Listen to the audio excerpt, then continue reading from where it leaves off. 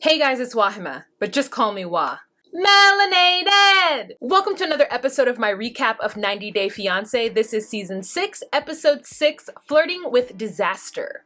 You guys, don't forget to like and subscribe to this video, share with your friends, share on any other 90 Day Fiancé platform. Let the peoples know about your girl and the comedy and the recapping that she brings to this 90 Day Fiancé world. I know that all this season I haven't put up any videos on Instagram, but speaking of Instagram, I do have an Instagram. It's called Just Call Me Wah. Go on ahead and follow me on Instagram. I give like little things that happen throughout my day. I'm a 90 Day Fiancé fanatic. Sometimes I'll just like hashtag it and start talking about people randomly. So if you want to get those little tidbits, go on ahead and follow me. All right, this episode was okay. It was all right. It gave us a lot of meat, some juicy tidbits. Let's go on ahead and get on with the Jamaican jerk chicken and Capri Sun dinner. So we start off with Ashley and Jay. So Jay's been in the US for about a month and a half, and we are starting to see him in a different light. He is not the jovial, happy-go-lucky guy that we are used to seeing. You know, we can tell that he's lonely, that he's homesick, and he's just like not him, you know what I'm saying? It's such a different thing. And Ashley's a little bit different too. She feels like she's just regular her. She's not vacation Ashley. She's not fun and lively the way she was in the beginning of this season. So we're starting to see time has taken its toll on them as a couple. And Ashley has some grievances because she feels like Jay isn't doing much and he doesn't communicate with her. And at first I thought she was going to mention the fact that he like just sits in the house all day and doesn't do any housework because they have her vacuuming in the beginning. But it turns out that he does. Like, he does laundry, he cooks her dinner. And he says that when they get into a fight, he feels like it's his job to try to make it better because he doesn't want to have like the feeling of her being angry at him. So he just like makes her dinner, does whatever he needs to do to appease her, so that they can keep it pushing.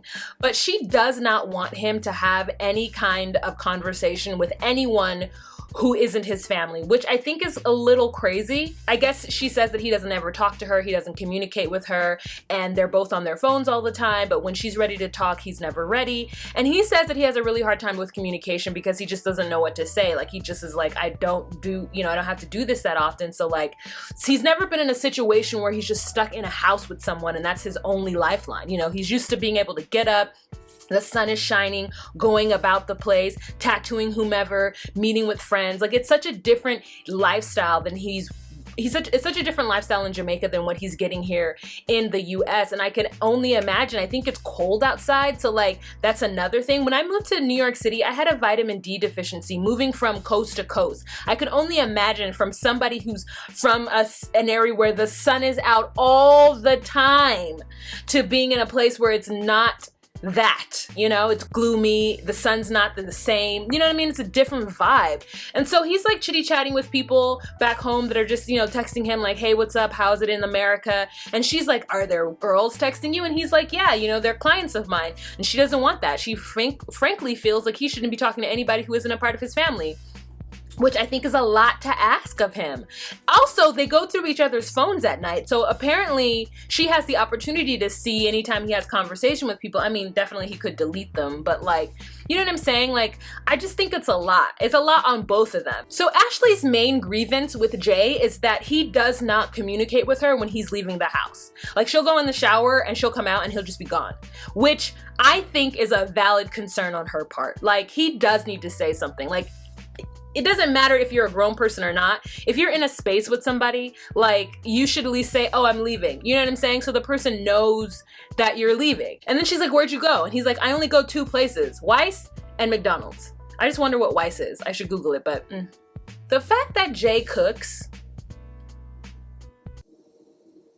a bitch comes home from work and she's got Jamaican jerk chicken on the table ready to go. He's cutting onions, you know what I'm saying? He's serving delicious dinners, okay? I want those delicious dinners. And he did the laundry. And she asked him like he was a kid, did you do the laundry? And he's like, yep. I get where she's frustrated, but I'm like, delicious dinners are on the table when you get home from work. I mean, maybe not every day, but girl, Jay, you can come cook for me, girl. And it's so funny, like, I'm like, why did they even have to show him drinking a Capri Sun and her drinking like a margarita drink? It was so weird. Like, just wanted to show the disparity between their ages, I guess. Speaking of Capri Suns, let's move on to Fernanda and Jonathan. Fer and Jonathan end up going to Chicago to meet with Jonathan's family. Apparently, Fernanda has been having FaceTime and Facebook conversations with Jackie, who is Jonathan's younger sister. Jackie is 22 years old, and so we first see Jackie and her boyfriend Patrick, and I don't know if they're in an Airbnb. Whose house is that is what I want to know. That's what I want to know. Is that Jackie's house? Jackie has a house? There's like pictures on the refrigerator. Is it an Airbnb? I'm confused. But anyways, that's all beside the point. So they finally meet, and Jackie and Fernanda give each other a big hug, and Fernanda's really excited to meet her because, like I said, they have been talking to each other, and they just have a little conversation about how it's going to go down with Jonathan and Jackie's mother meeting Fernanda and then her reservations. And, you know, Jackie did bring up some good points about how, like, at 22, she's not even ready to get married, and how Jonathan said he was never going to get married. He was going to forever be a bachelor. And then, you know, like 2 months later, he tells everybody that he's getting married and he's going to marry this 19-year-old girl from Mexico. So everyone's pretty concerned because they think like something has happened, that Jonathan has like bumped and hit his head. He's gone crazy, that Fernanda's like done something to like ensnare their son. And I'm just like, he's grown though. Like at the end of the day, he's like 33 or 34 years old. I don't know how old, maybe 32, because they're like 12 years difference. Yeah. So he's grown. He's 32 years old. Like if he wants to like do this thing with this 19-year-old girl, like at the end of the day, I don't see a problem with it. Like I see it from their perspective that they're worried, but if you don't have to pay for the wedding, you know what I'm saying? Like, what does it matter? I was really thrown off by Jonathan's family because he mentioned that he was Cuban and Puerto Rican, and we meet the mother and we meet the sister, and I was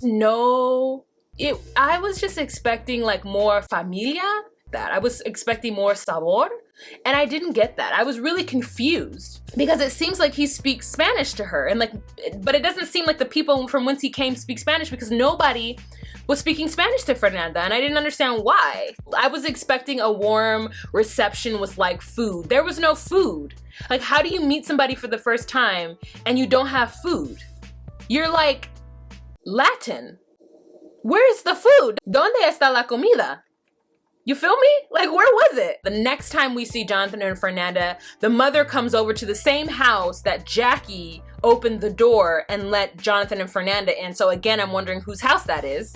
And if Jackie just wasn't there, she just let Fer and John use her place while she left, her and Patrick, so that they can meet with the mom. I don't know, girl.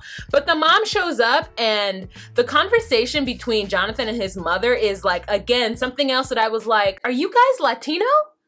What is happening? It was a lot of disrespect. A lot of disrespect. And at some point, Jonathan was like, you've been married a couple times, so what advice do you have for us? And I was like,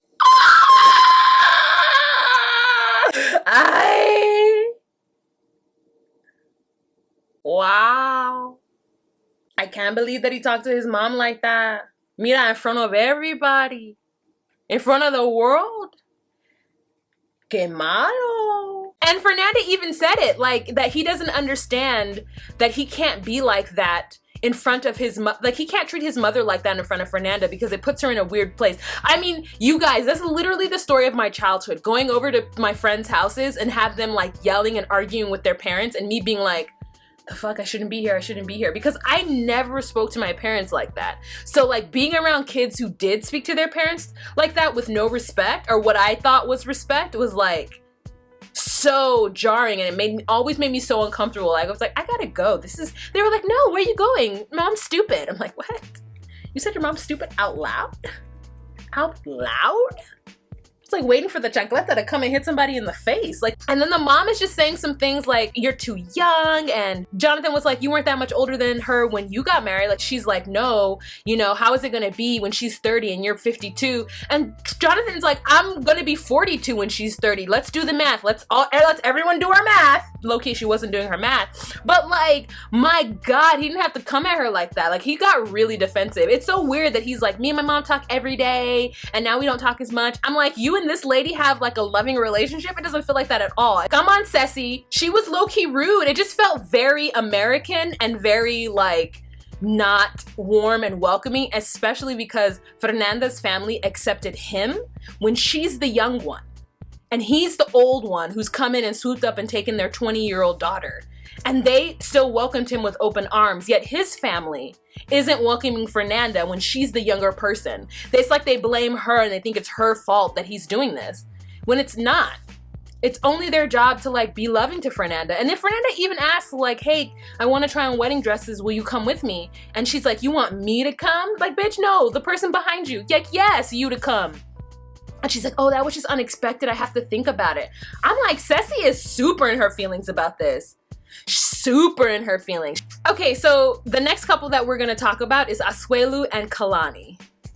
So they go to the park because I guess Asuelu never learned to ride a bike, and he's got on every kind, like hat, helmet, knee pads, like elbow pads to ride this bike, yet no shoes on. It's like,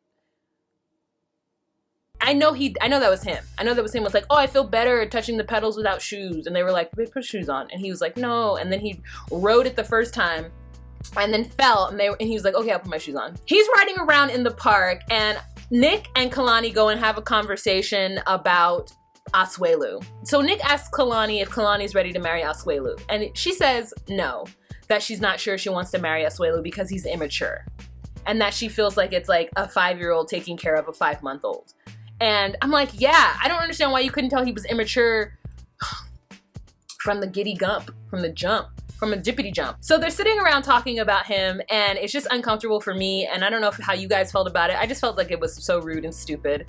And so Kalani ends up telling her brother that she would like for Nick and Asuelu to go out with Oliver, and that she specifically wants Nick to watch Asuelu and how he deals with the baby and see if he's like mature enough to be left alone with Oliver.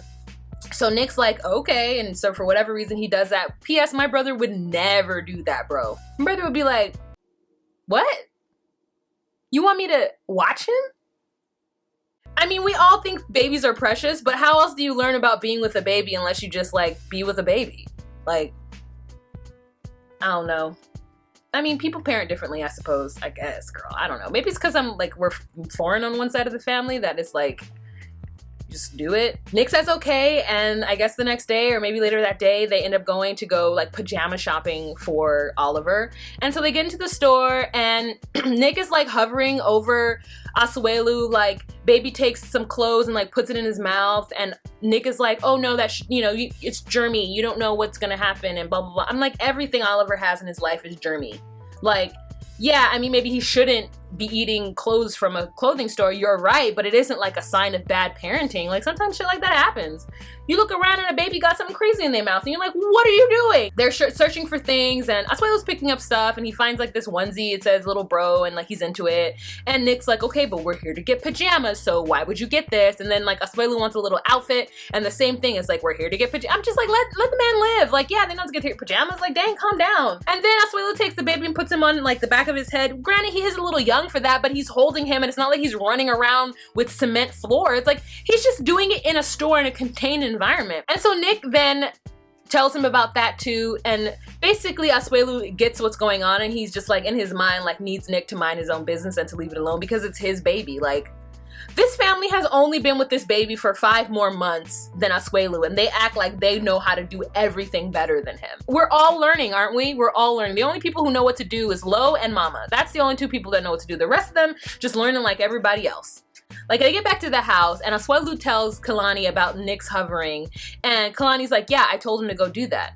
And Asuelu's like, just tell him to mind his own business. And he's like, no, like, you need to like pay attention to my brother and listen to him because I need to feel comfortable that you can be with the baby. He's like, I can be with my kid. Like, what is the big deal?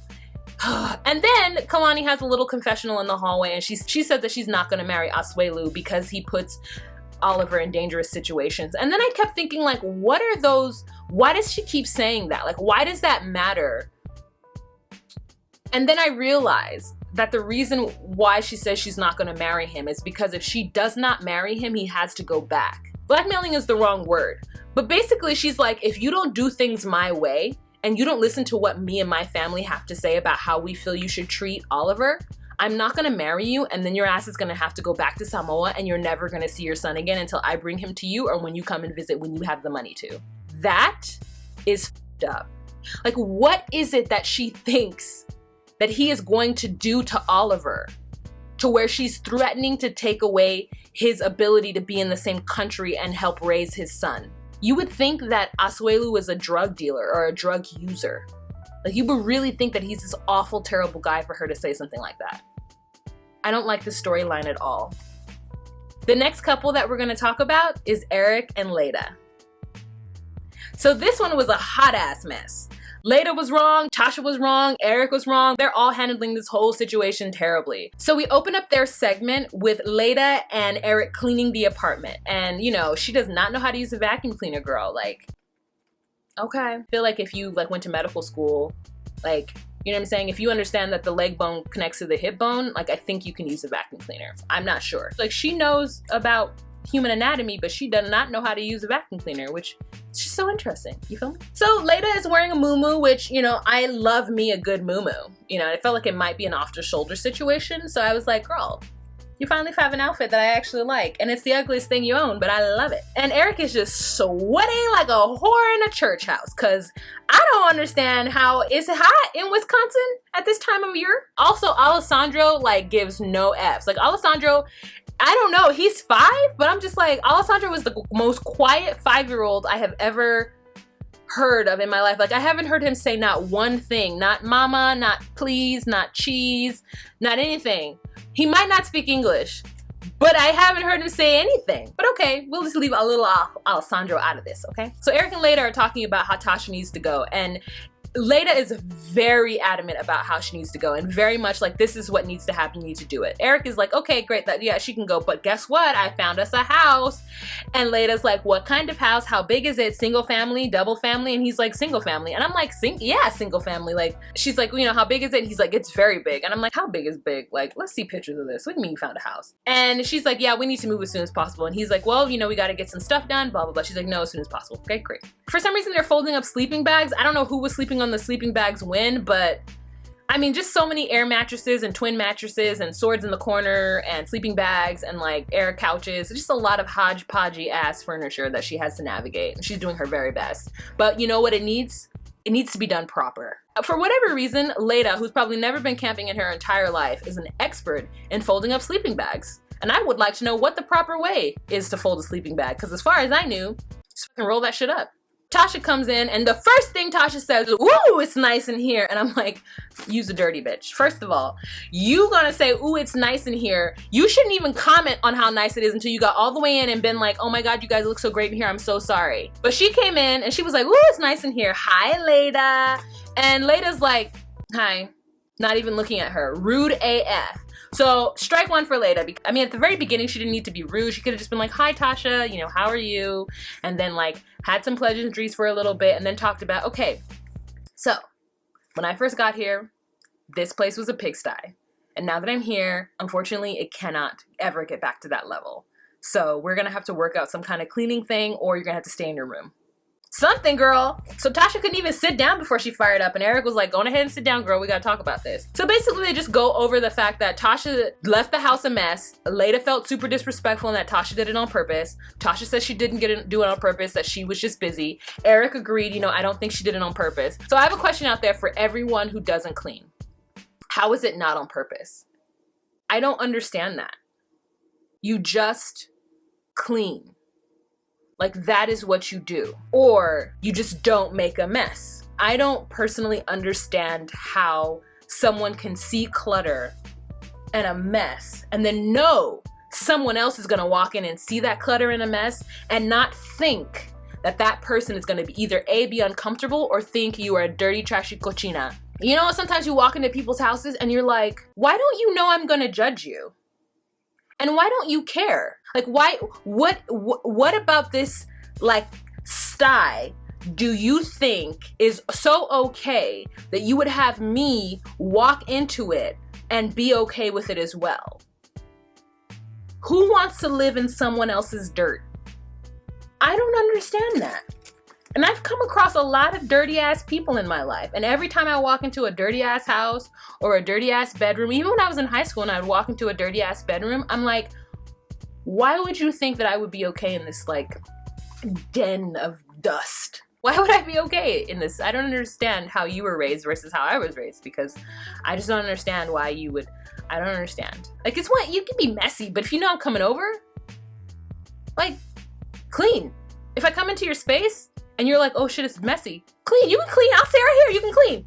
You can give me the Windex. You can clean. Give me the Windex. I help you clean. Because I don't want to sit in your filth. I feel Leda on that thing. But the way she came about it was just so wrong. And then it felt weird. And Eric was like, I'm in the middle of this. And I'm like, yeah, you're in the middle of this because you didn't make sure Tasha was out by the time Leda got here.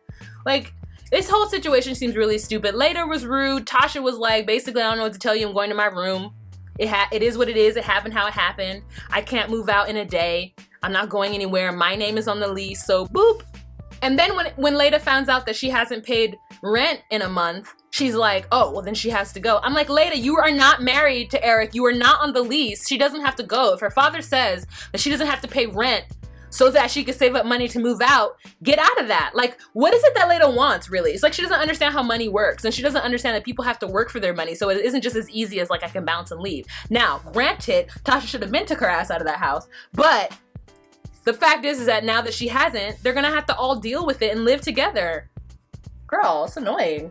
Then Eric gonna say something that's so stupid, bro. If my father ever looked at me and said, Wahima, there are some motels around the corner, so let's see if we can put your stuff in some storage and then you can stay in a motel. What would I do? I wouldn't do. I would die. I would die. I'm like, this is not my father. It's Invasion of the Body Snatchers, and I'm just gonna die because my dad no longer exists. Who is this man telling me I'm gonna live in a motel? I like literally want to go ask him right now, would you ever tell me that I have to live in a motel? He'd be like, huh? Motel 6? So the next couple that we're going to talk about is Olga and Steve.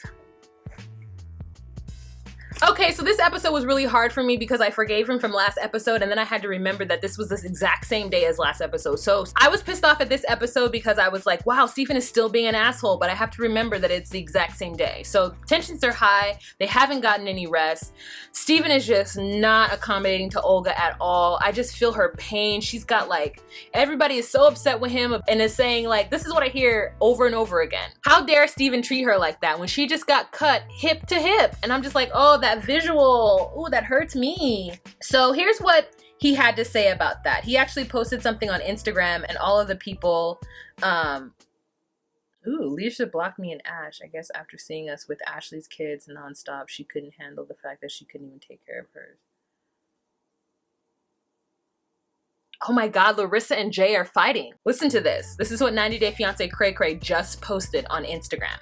Larissa blocked me and Ash. Guess after seeing us with Ashley's kid nonstop, she couldn't handle the fact that she can't even take care of hers. Poor excuse of a woman. I hope your ass gets deported with your domestic violence stupid ass. That, I'm gonna take a snapshot of that and we're gonna post it right up here. Shots fired, Jay. Shots fired. Cast fight. Remember Ashley has kids? We all forget Ashley has kids because she's smart and doesn't have them on this show. Anyways, you guys, I do have a video about Larissa and her kids and how I feel about that, so I do feel like this comment is out of line, but you know, when I put my supplementary video up, you'll see it. So on 90 Day Fiancé Cray Cray, Eric comes out with an official statement about the whole situation between Tasha and Leda, but girl, who cares, really? Who cares? Here it is. If you go back 7 months ago on the day when everything started with Olga, I would certainly change some moments. Yes, I realized that it was a bit of rude and gave vent to my emotions to a girl who was going through a lot after giving birth. Like any person, I make mistakes. I learn. No one on earth is perfect. I know my cons and I'm working on it. I love this girl with all my soul and I thank her for our son. For these two people, I'm ready to do anything because they are my everything. I understand that I cannot take and change the opinions of each person. It's impossible. But I will not make excuses either. As an honest person, I say that I made a mistake and I apologize. For me, family comes first. And I thought that was actually really, really sweet of him to post. Because, like, again, he was a jerk. When they got back to the house, like, in the car ride, she started crying because she was like, Steven, you're acting like a crazy. And he's like, how am I being crazy? And it's just, like, a lot. They get back to the house, he's talking nonstop, and she's like, girl, like, chill, let's be quiet, okay? Baby's trying to sleep. I want to hold that baby so bad. Just thought I'd let you guys know. He basically talks about how they blew up and how he doesn't like to be told what to do and how that's really hard for him to navigate. And Olga in her confessionals is talking about how they're just fighting and it's frustrating because he just blows up like a volcano and like a volcano. They're trying to work this thing out together, but he's, you know, he says that he grew up in a house of yelling and he doesn't want that for his kid, but it comes so naturally to him that he doesn't know how to stop himself when he's in it. I get it. So they really are working on it. And by the end of their little segment, I was like, okay, I feel like things are gonna get better. I mean, but it's gonna take a lot of time because you can't unlearn patterns of behavior like that. I know people who grew up in yelling households and their first reaction is to yell. And I grew up in a yelling household too, but my first reaction isn't to yell. Mainly because I was a kid and I was not allowed to yell at anybody, right? So like, I don't even think to yell at people unless like they're completely pissing me off. Like, when's the last time I even yelled at somebody? Like, I just walk away. I think that's worse. You know, when people yell at you, you like feel a certain way, but like when no one says anything to you and they just walk away, girl, kills people. I'm a killer. No, not for real. That was really creepy and weird. Yeah, so anyways, that's all I have to say about Olga and Steven. Like, it does feel and seem like it's an abusive relationship, low key, but I think we just need to give Steven the time, and as long as he recognizes it, that's the most important thing. There's so many people who behave like that who don't recognize nor acknowledge their behavior, and I hope and I pray that since then they've gotten a lot better. I know we're gonna see some fuck shit from him later on because I've seen in the previews of him being extra, but I think we still need to give him at least some time to get better and be a better person. Okay, so the next couple that we're gonna talk about is Larissa and Coltee. Oh no, I broke my fan. No! I mean, it's like a $1 fan, you know what I'm saying? From like Chinatown, but it's still mine and I want it to not be broken. So the first thing we see is them going to dinner in that bucket. I mean, the hood is busted. I just busted. They go to dinner at a Brazilian restaurant and they need to eat out because Debbie's food is dry and flavorless, as we all knew it would be. Debbie's food is no salty or no sauce. I don't like Debbie's cooking. So they go out to eat and it's delicious. They go to a Brazilian restaurant and she starts to speak Portuguese with the server, which I thought was a breath of fresh air for her. Like, I want her to go back and like be friends with that guy, even though Coltee would not like that because he was a little bit like, that's wonderful.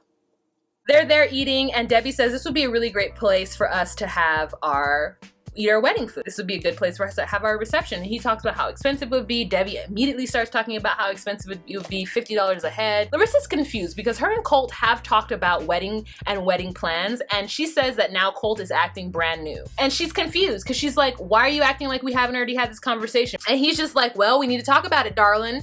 Okay, sweetie, we need to talk about it. And she's like, there's nothing to talk about. We already talked about it. And then Colt says, well, I'm not sure if I want to get married. I'm 97% sure. And she's like, well, I was 100 and now I'm 30%. Like, that pissed her off and I think hurt her feelings. So he's trying to make it up for her and he comes out and sits on the patio with her in this outfit. And I was like, oh no.